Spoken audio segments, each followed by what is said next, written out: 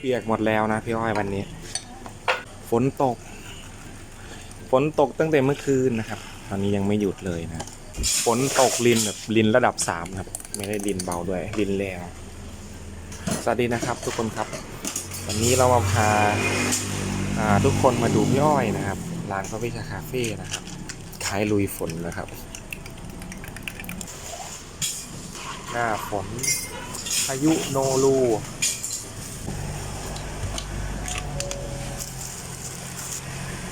แก้วนี้จะมีโกโก้นะแล้วก็ชาเขียวนะถ้าโทรไม่ติดติดลาแต่ยังไม่เต็มขอบคุณลูกค้าพี่อ้อยด้วยนะครับทุกคนเลยสวัสดีนะครับที่แบบเดินทางตามมาชิมถึงแม้ว่าสภาพอากาศจะฝนตกเพียงใดนะฮะรถสวยมากเลยพี่อ้อยสีดดำแดงชอบ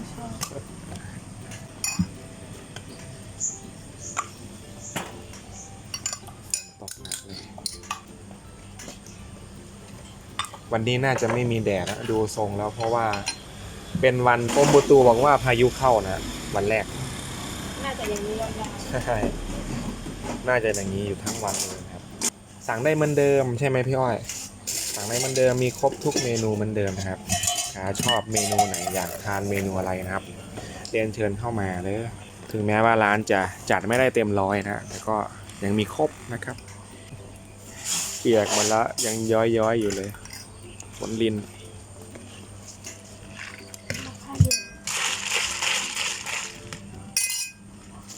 มอคค่าเย็น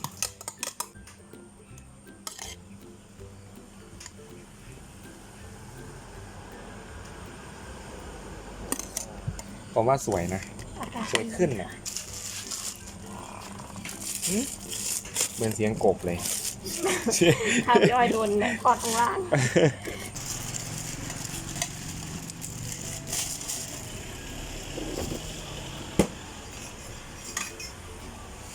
พี่อ้อยไม่อยากเดินออกไปตากคนนะทุกคนพี่อ้อยท้ายผมซะงั้นเลยนะทุกคนนะดูความแบบว่าไม่อยากเปียกฝนนะครับผมก็เดินออกไปเขาเรียกว่าหวาน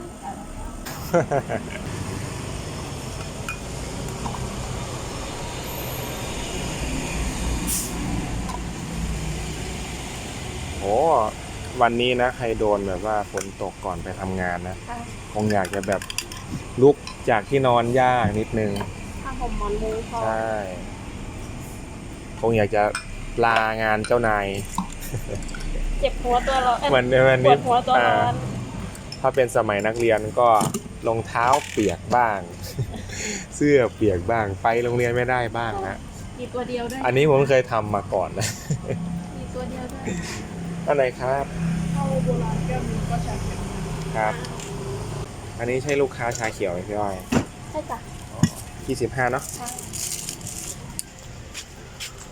25ครับ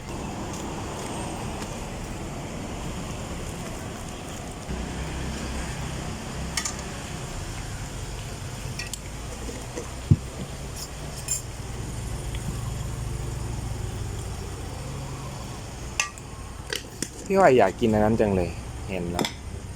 นึกดูพี่อ้อยชงไปก็นึกอยากกินไปนมสดโอรีโอปั่นนะพี่อ้อยไม่ได้กินสักพักหนึ่งแล้วนะผมไปติดไอ้เมนูไอ้นี้พี่อ้อยกินอากาศแบบนี้เลยเหรอคะนู่นแล้วอีกช่วงหนึ่งคือวันนี้ทั้งวันไม่ร้อนนะคะจริงนะกินเมนูปั่นน่าจะอร่อยดีนะครับอร่อยสะใจดีใช่เห็นออเดอร์ลูกค้าพี่อ้อยน่ากินดีคิดถึงรสชาติเขาไหม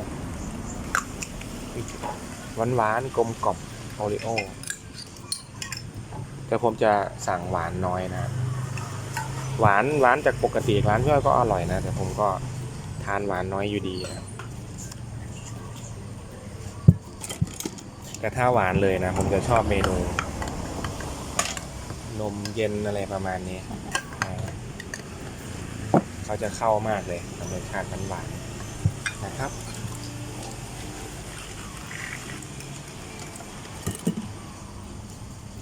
ช่วงนี้ฝนตกนะครับใครสาบานอะไรไว้ก็ระมัดระวังเลยนะ ตาเอาหรือเปล่า ห้ามออกจากบ้านนะครับ ว่าให้ตัวเองหรือเปล่า ผมสาบานมาเยอะซะด้วยใช่ไหม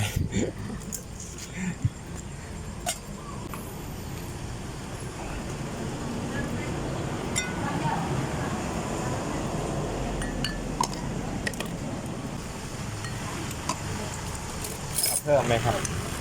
เอาไปล่าอีกอย่างเกี่ยว ค่ะ เกี่ยวหาตา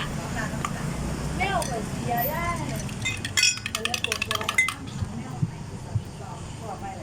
โบลูกข่อยมันอุ้มไปแล้วมันหลุดนี่เดี๋ยวเพิ่งกระเป๋าเสียงเขาบอก ว่าเป็นหยังครับ ว่าได้ค่ะ คนเคยได้ปกติ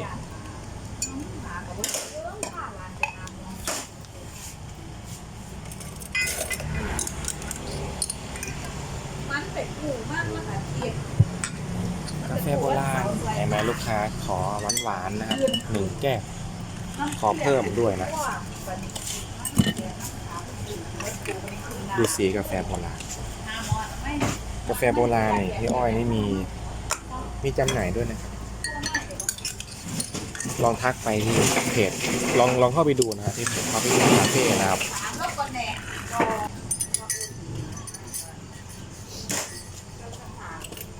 หักเลย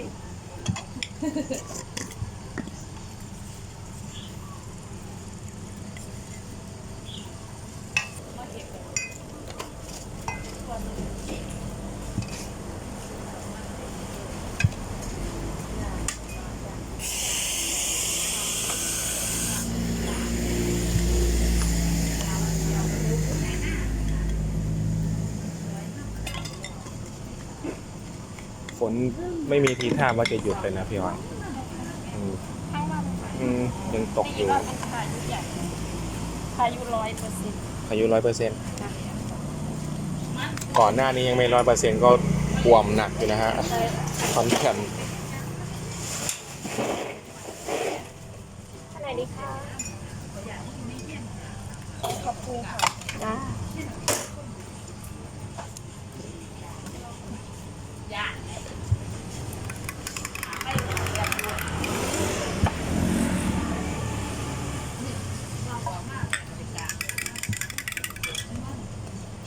อันนี้พี่อ้อยชง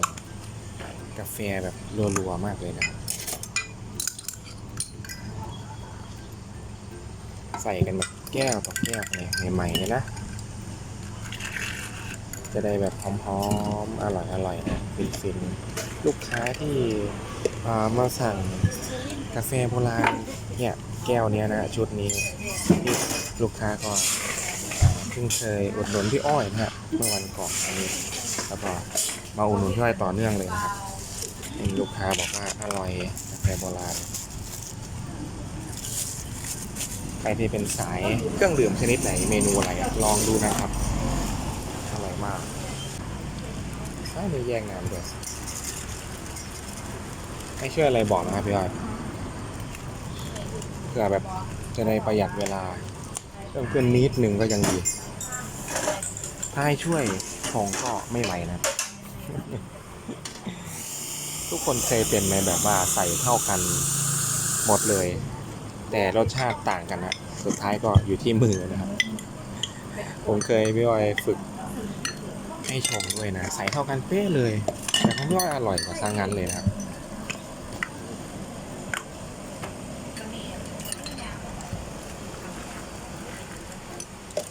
แต่ก่อนผมฝึกชงชาเขียวนะเพราะว่า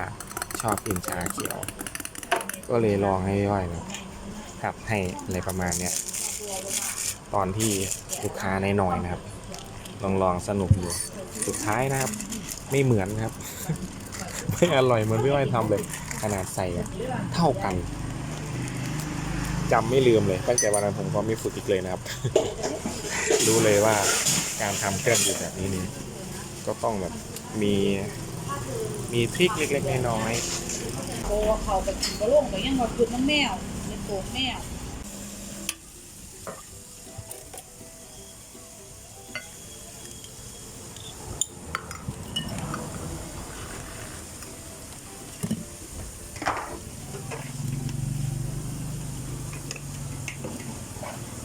สายกาแฟนะผมว่าคลิปนี้ต้องดูแล้ว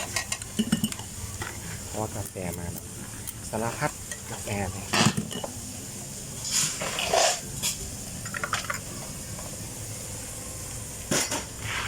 แผนกล้องไม่ทันด้วยนะครับอย่าสปีดฟอร์ดเราตอนนี้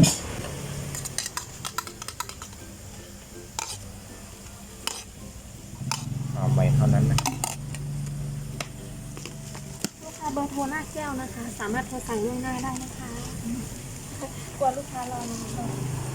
แต่ก็ไม่ได้มาส่งที่ลูกค้าได้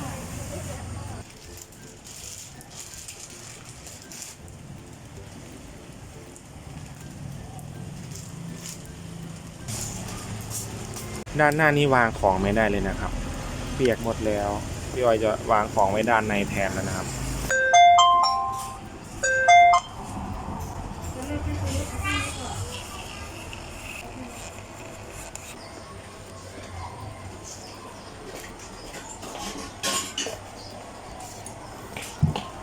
นี่แหละอีกหนึ่งบริการนะครับที่หลายคนมาร้านพี่ออยไม่ได้ ก็มีทางเลือกนะครับฟู้ดแพนด้าแล้วก็แกร็บฟู้ดนะครับไม่สามารถหลีกเลี่ยงพี่ออยได้เลย ไปในช่องทางไหนก็เจอ หน้าฝนมีเจอเยอะมาก ครับ เห็นพี่ออยบอกว่าจะเพิ่มเมนูร้อนเข้าไปเยอะๆด้วยใช่ไหมพี่ออย เดี๋ยวเาเม ของอันนี้ใช่ไหม เนี่ยเร็วๆนี้พี่อ้อยจะมีเมนูแนะนำนะครับเป็นเล่มมาเลยนะแอบเห็นอยู่นิดนึงตอนนี้ไปเก็บไว้ไหนก็ไม่รู้ ยังไม่เสร็จดี อยากบอกว่าโอ้โหแต่ละเมนูนี้เชิญชวนจริงๆนะเมนูนี้แนะนำเห็นเพื่อนบอกว่าจะมีรูปด้วย ผมก็รอลุ้นจะทำหลายอย่างกว่าจะถึงคิวเมนูอันนี้ก็ทำอยู่เรื่อยๆยังย่อย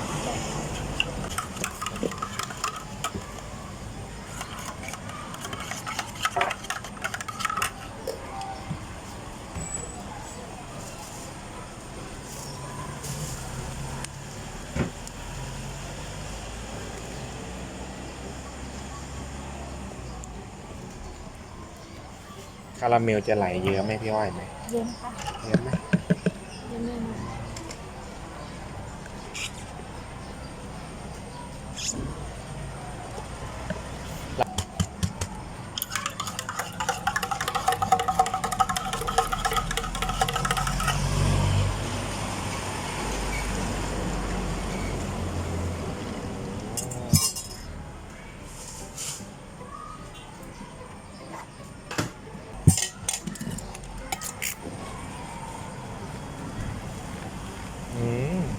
หอมมากเลย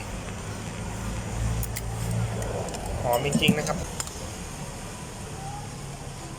นมสดคาราเมลเย็นแก้วนี้ไม่มีบุกมุกไม่มีอะไรเลยเนาะ นี่ค่ะ นี่อ่ะสวยมากเลย ลูกค้าชอบ ไม่มีอะไรกั้นเลยนะนี่ดูดดื่มแบบฟินๆเลย มีโรยซอสคาราเมลด้วยลายหอยทาก ลายงู ลายงู ลายงูหรือเปล่า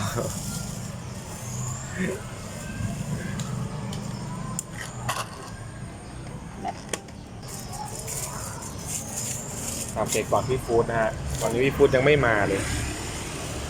ติดฝนอยู่ด้านไหนก็ไม่รู้ซอยไหนไม่รู้ เข้างานกันหรือยังก็ไม่รู้นะ จะมีคนมารับของพี่อ้อยไหมก็ไม่รู้ แต่ออเดอร์ก็ดังมาแล้วน่าจะมีคนกดรับแล้วแหละนะนี่ไงมาแล้ว เร็วมาก เร็วทันใจ นี่ออเดอร์แรกของพี่เขาเลยครับได้แล้วครับ ขอบคุณครับ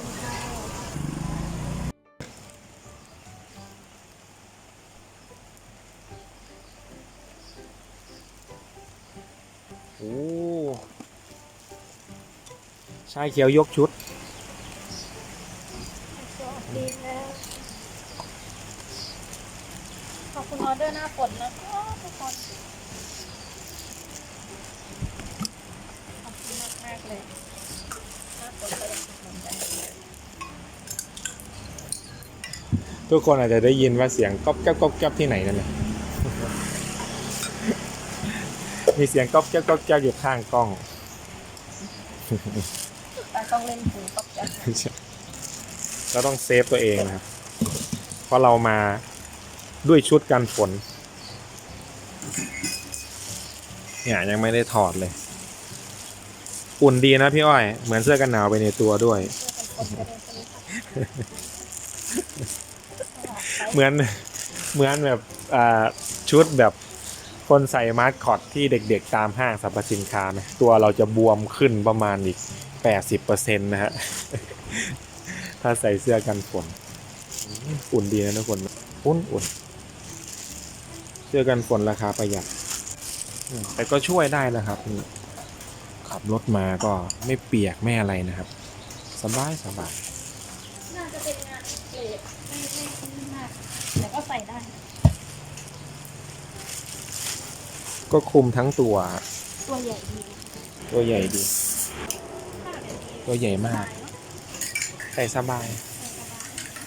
ไม่หนักด้วยนะพี่อ้อยแต่ถ้าไปเกี่ยวอะไรก็จะขาดได้ง่ายอยู่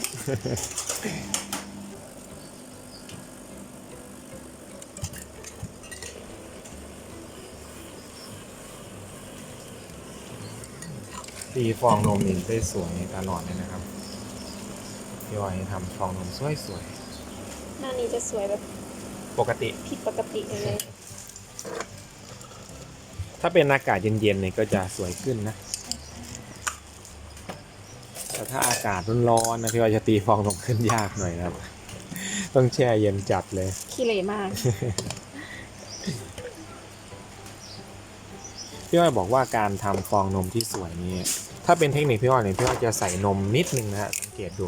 จะใส่แบบก้นโถอ่ะแล้วก็ปั๊มถ้าเป็นแบบปั๊มก็จะปั๊มขึ้นเลย จะได้ไม่ล้นใช่ไหมพี่อ้อยจะได้ไม่ล้นเนาะเวลาตีฟอง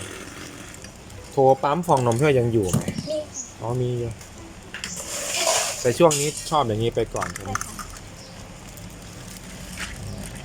แก้วนี้คืออะไรครับ คาปูเย็นค่ะ เห็นไหมทุกคนมาแบบครบเลยนะกาแฟช่วงนี้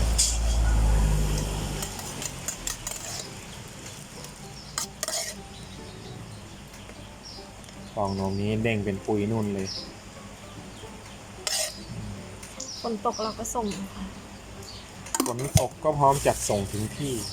แต่ถ้าเกิดว่าสงสารเราก็สั่งไรเดอร์นะ ตกหนักไม่ไหวเนี่ยถ้าตกหนักนี่รบกวนไปที่ฟูดแพนด้าแล้วก็แก็บด้วยนะครับ พี่ไรเดอร์พร้อมส่งนะ เยอะนะคะพี่ไรเดอร์เลย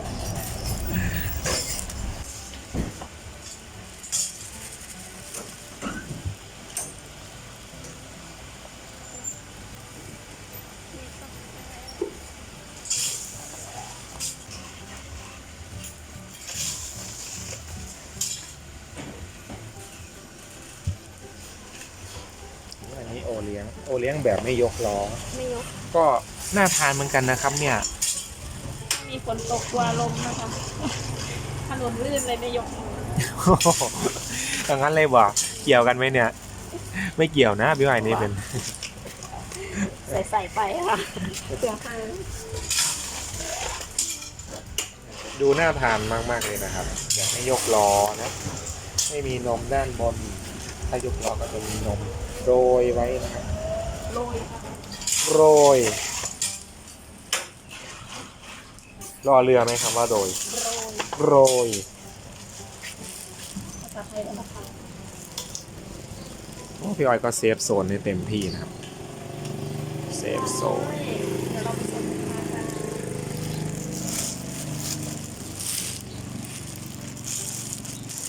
ต่อไปเป็นปัตตลกค่ะ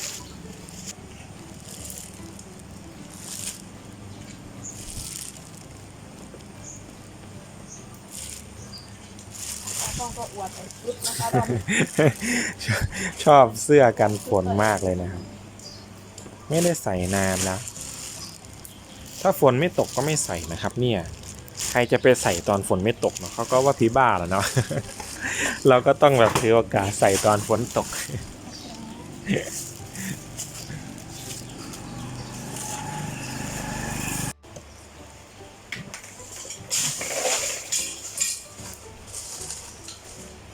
นมสด น้อย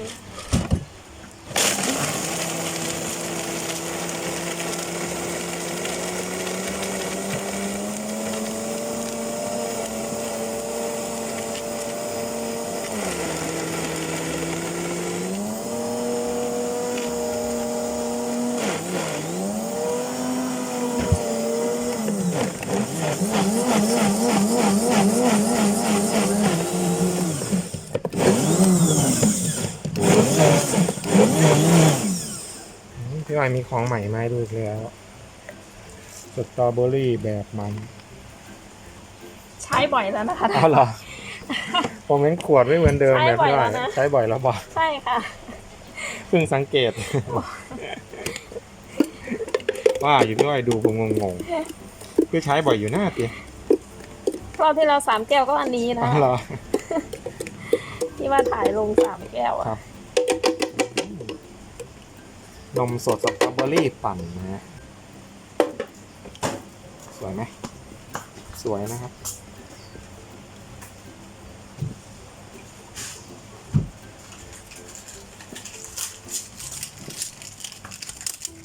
นี่เลย สนุกตรงนี้แหละเนี่ยสนุกตรงแกะนะสตรอเบอรี่แค่แข็งค่อนข้างจะเกาะตัวนะครับพี่อ้อยใช้เป็นสตรอเบอรี่ผลจริงๆนะครับ หวานเปรี้ยวนะครับ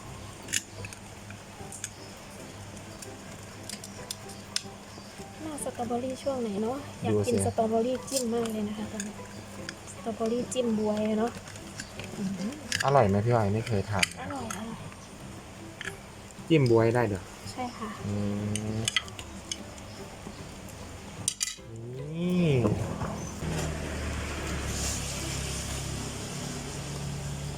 ปาดลาโดยซอสนี่โอ้ยั่วๆจ้า จ้า แก้วไข่น้อนี่ดีใจแทนจังเลยน่ากินมาก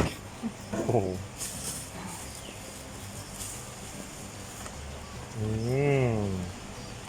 สุด สุดๆเลยอ่ะ ฝนก็ตกสุดๆเหมือนกันนะพี่อ้อย เหมือนจะรินแรงไปเรื่อยแล้วนะครับ ตอนนี้ ๆยังเลย เป็นพายุด้วยนะครับ ฝนไม่ตกลงแบบดิ่งนะ เป็นตกเฉียงๆนั่นแสดงว่ามีพายุตลอดเลยนะครับ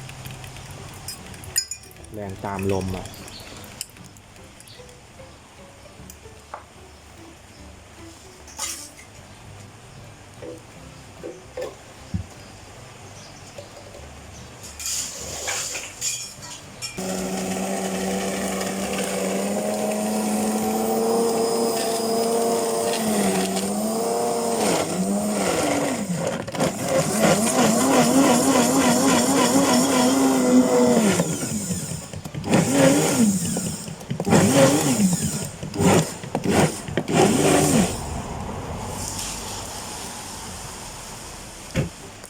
ลูกค้าก็แบบว่าได้ใจมากนะคะฝนตกก็อะไรก็คือยังกินปั่นอยู่ เห็นไหมล่ะพี่อ้อยเชื่อผม ต้อง หรือ กิ ยัง นมากแน่เลย อากาศหนาวๆทีไรลูกค้าจะชอบทานปั่น ต้องฟินแบบฟินมากนะคะ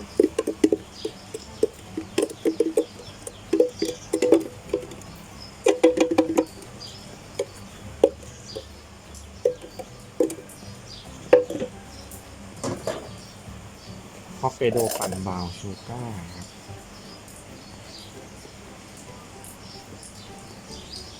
แต่ก่อนนี้ผมไม่รู้นะว่าบราวน์ชูการ์คืออะไรนะครับ อันนี้รู้ พอได้กินนะรู้เลยว่าเป็นการกลิวน้ำตาลที่แบบการกลิวอะครับ จะมีกลิ่นหอม น้ำตาลไหม บาชูก้าก็คือน้ำตาลไหมนะคะ ถ้าแปลตามตัว เอาแก้วนี้พี่ไม่เอาไปปั่นเหรอ ไม่ใช่เย็น อ๋อบ าชูก้าเย็น ครับ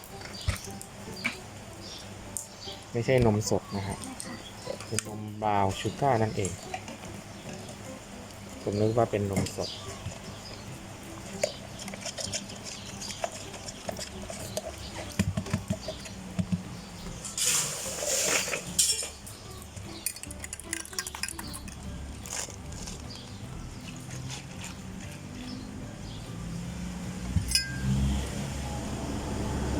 ไล่มา ฝั่งนี้หมดนะคะ ใช่ผมว่าอยู่ ผมว่าพี่ก็ต้องหันไม้ผมเห็นแน่ๆเลยดู ลายมา ทรง ด้านหลังหมดเลย ลายไปด้านหลังแก้ว จะแพนกล้องไปด้านนั้นก็ยากอะไรอยู่นะครับ จะอ้อมตัวพี่อ้อยไปซะแล้ว ละออมก็กระไรน่ากินเอา ใช่ เอาก็ผลงานหน่อยน่ากินมากโชว์ได้นะคะ ช่วงนี้แบบไม่ร้อนนะคะ ไม่ละลายเลย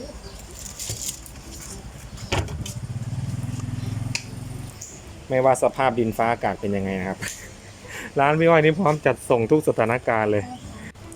ออเดอร์มาได้เลยนะคะแม่ค้าอยากขายมาก ขอบคุณนะครับ ทุกออเดอร์เลยนะครับ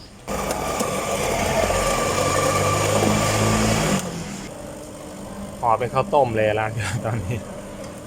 มิดชิด พร้อมกินนะคะ แต่ก็เป็นระเบียบดีนะครับในด้านในร้านนะยังชงได้เหมือนเดิมนะครับ ยังโล่งเหมือนเดิมเซฟโซนด้านหน้าเต็มที่เลยขนลินทั้งสายเลยถ่ายไปถ่ายมาผมก็เริ่มหิวข้าวแล้วเดี๋ยวจะไปหาซื้อหมูปิ้งกินก่อนนะครับเดี๋ยวขอตัวไปซื้อหมูปิ้งก่อนนะทุกคน เดี๋ยวจะกลับมาวาร์ปอุดหนุนพี่อ้อยด้วย ฝนตกนะคะยังกับ เสื้อ แดดยิ่ง เสื้อกันฝนเลย แต่ไม่รู้ว่าร้านเขาจะเปิดไหมว่าจะขี่ไปเซิร์ฟดูนะพี่อ้อยเดี๋ยวขอตัวก่อนนะฮะทุกคนครับซื้อกับข้าวครับหิวข้าวแรงมากแล้วเจอกันใหม่คลิปหน้านะครับ ทุกคนครับสำหรับคลิปนี้นะฮะบ๊ายบายนะครับสวัสดีครับ ผมมีเสื้อกันหนาวนะครับเสื้อกันฝนไม่เปียกแน่นอน